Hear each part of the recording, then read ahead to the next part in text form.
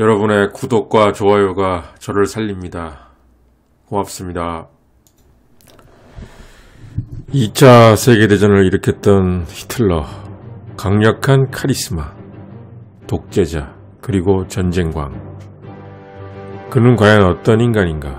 구독자 여러분께서도 피상적으로만 알고 계실 이 히틀러에 대해 그와 3년 동안 곁에 가까이에 있었던 4인의 여비서가 있습니다. 이 여비서들은 히틀러가 의외로 인자하고 따뜻한 사람이라고 말했습니다. 특히 히틀러의 비서였던 트라우들 융에라는 여성은 20대 초반의 나이에 3년간 히틀러의 비서로 일하면서 히틀러의 죽음 때까지 함께했던 여성입니다. 이 여성이 남긴 회고록을 통해 히틀러를 바라보면 무척 재미가 있습니다.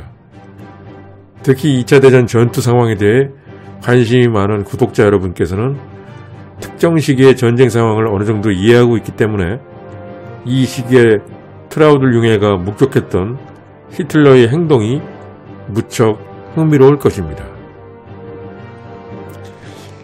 이상을 생각하시면서 트라우들 융에가 목격했던 히틀러의 행동, 제가 몇 개를 뽑아봤습니다. 그것을 소개하고자 합니다.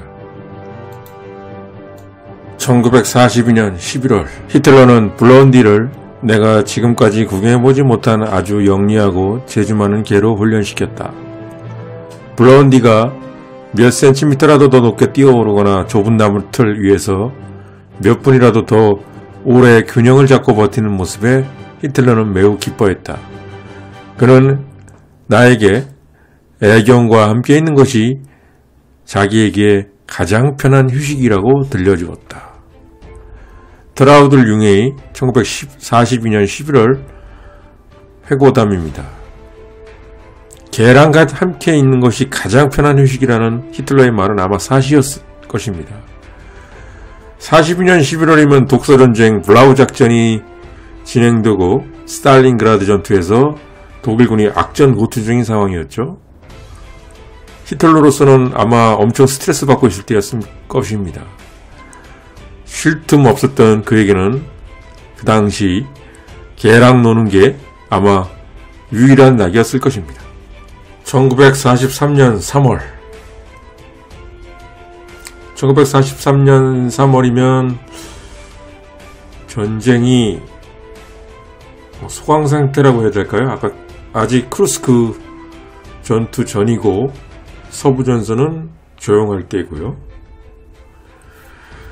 1943년 3월 트라우들 융의 히틀러 목격담입니다. 나는 히틀러에게 부부 생활과 결혼식에 대해 얘기할 기회가 찾아왔을 때 궁금했던 것을 물었다. 총통각하, 왜 결혼을 안 하셨죠? 나는 히틀러가 짝을 맺어주는 것을 좋아한다는 것을 알고 있었다. 그런데 히틀러의 대답은 의외였다. 나는 좋은 가장이 될 수 없을 것이요. 아내에게 충분히 마음을 주지 못할 것을 알면서 가정을 꾸리려 한다면 그것은 정말 무책임한 행동일 거요. 그리고 난 자식을 원하지도 않소. 천재의 자식에게는 세상살이가 힘들 것이요. 사람들은 후대에게 선조의 모습 그대로를 기대하지. 그들이 평범하게 살아가면 용서하지 않는다고. 게다가 천재의 자식들은 대부분 백치거든. 히틀러가 진지하게 내뱉은 이 말을 통해 나는 비로소 그의 과대망상증을 처음으로 경험했다. 트라우들 융의 히틀러와 나눴던 대화 회고록입니다. 회고록에 나온 내용이죠. 히틀러가 지나친 자기 확신자라는 걸 알 수 있고 과대망상자라는 걸 알 수 있습니다. 스스로에 대한 믿음이 엄청나게 강한 히틀러. 자기가 최고라는 확신.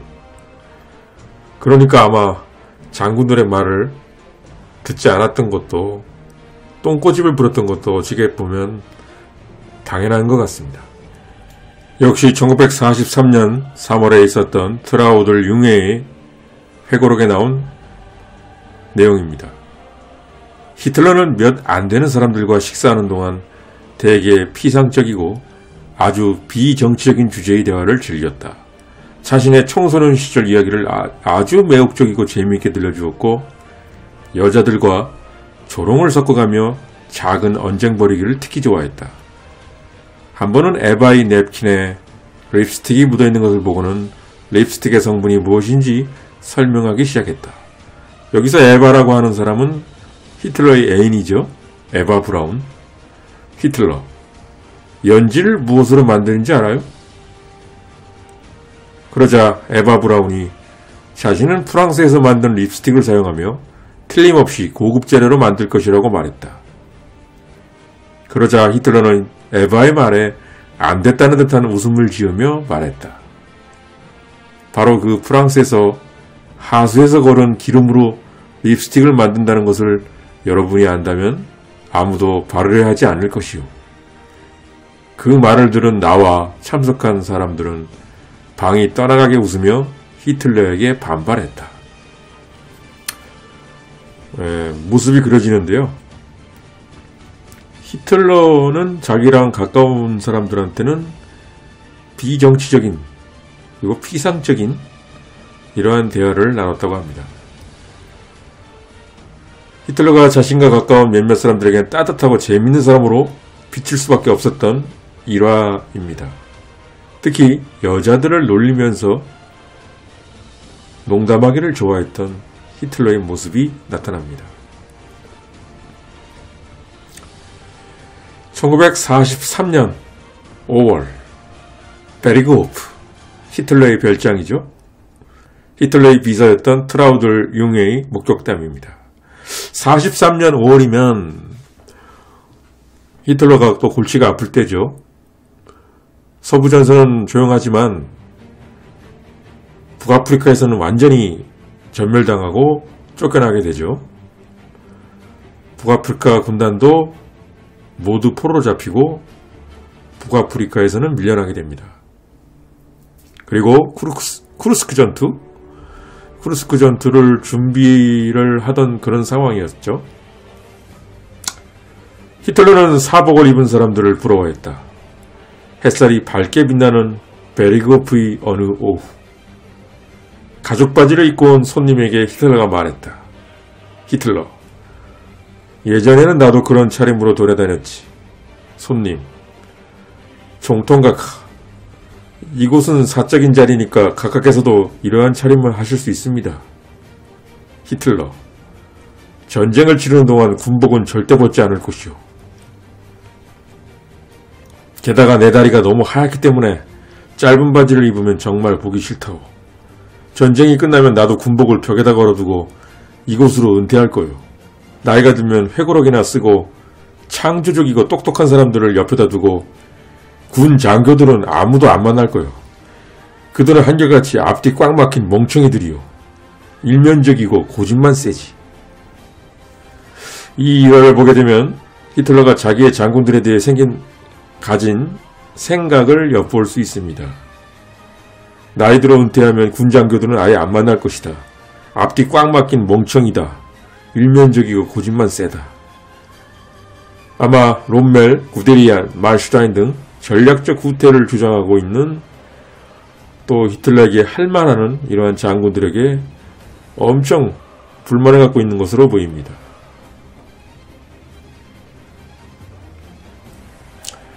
다음은 1943년 7월 24일 그 무렵에 있었던 일입니다. 1943년 7월 24일 날 베니토 무솔리니는 이탈리아에서 체포가 됩니다. 그리고 알프스의 스키장인 그란사소 산장에 연금됩니다. 그 직후인 1943년 7월 말 히틀러가 나눴던 대화 목격담입니다. 역시 트라우들 융의 회고록에 나오는 내용입니다. 무솔리니가 체포되자 히틀러는 엄청난 욕설을 해댔다. 여자들 앞에서 욕설을 하는 것은 처음 보는 광경이었다.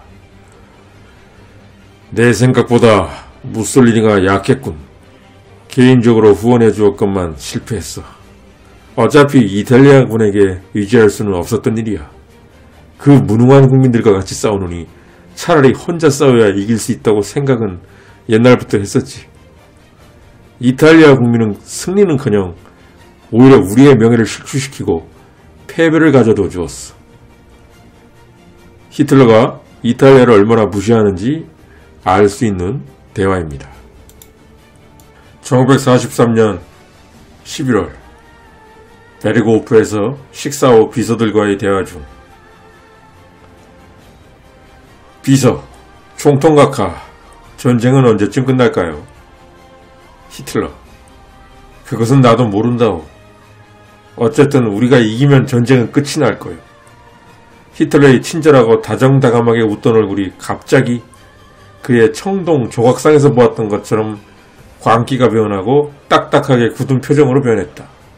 평상시는 히틀러는 전쟁에 대해 거의 말을 꺼내지 않았다. 히틀러는 장군들과 하는 대화, 비서, 손님 등 자기 곁에 있는 사람들과 대화하는 내용이 완전히 달랐습니다. 가까운 사람들과는 전쟁 이야기를 전혀 안 했습니다. 그런데 어쩌다 가끔 이렇게 전쟁 이야기가 나올 경우 히틀러의 얼굴이 완전히 굳은 표정으로 변했다는 사실이 의미심장합니다. 그리고 전쟁이 언제쯤 끝나냐고 물어보니까 우리가 이기면 끝난다고 그렇게 대답했던 것도 재밌는 대화의 내용이네요. 1944년 6월 베르고프 트라우들 융의 이 목격담입니다. 때때로 나는 히틀러의 고문관들이나 장군들 그리고 부하들이 총통과의 면담을 꺼내고 당황한 표정으로 나오는 것을 볼 수 있었다. 나는 그 중에 여러 사람들과 대화할 기회가 있었다. 그들은 실행이 불가능한 히틀러의 명령이나 지시사항을 두고 히틀러를 설득하기 위해 강철같은 의지와 완벽한 서류 그리고 논리를 준비했다.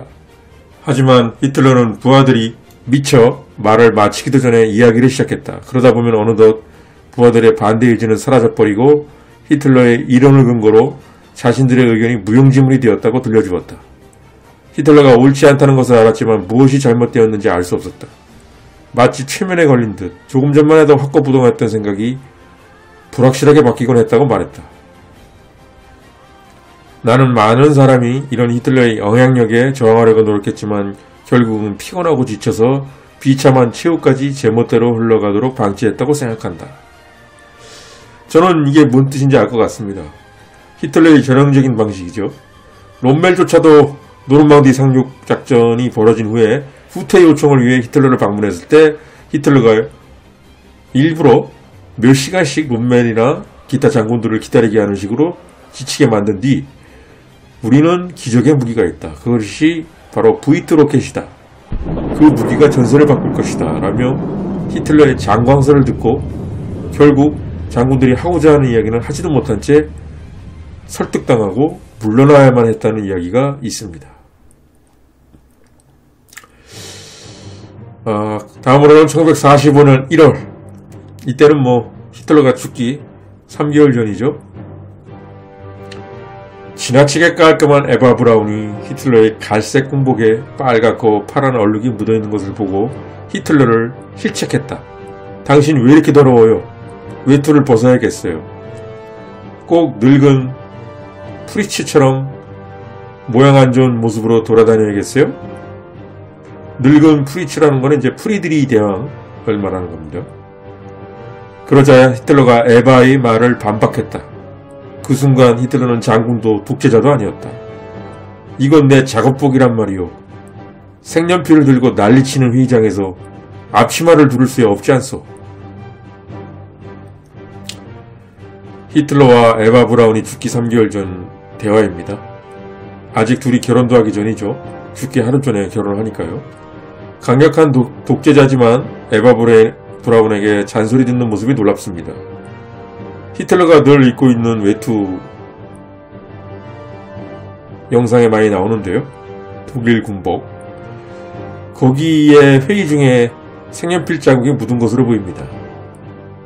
에바가 꼭 늙은 프리드리 같다고 구박하자 히틀러가 이게 내 작업복이다, 색연필 들고 난리치는 회의장에서 앞치마 입고 일하냐 라고 받아넘기는 히틀러가 정말 색다른 모습입니다. 히틀러는 죽기 하루 전인 4월 29일 에바 브라운의 소원대로 결혼을 하게 됩니다. 결혼을 하고 나서 바로 그 다음날 둘이 같이 죽게 되는데요. 참 인생 무상을 느낄 수 있습니다. 그리고 이 베르그호프 베르테스가덴 히틀러의 별장, 정말 관련 영상을 보면은 경치가 너무 좋습니다. 이 오스트리아의 멋진 경치가 보이는데요. 여러분, 오늘 재밌게 보셨을 겁니다.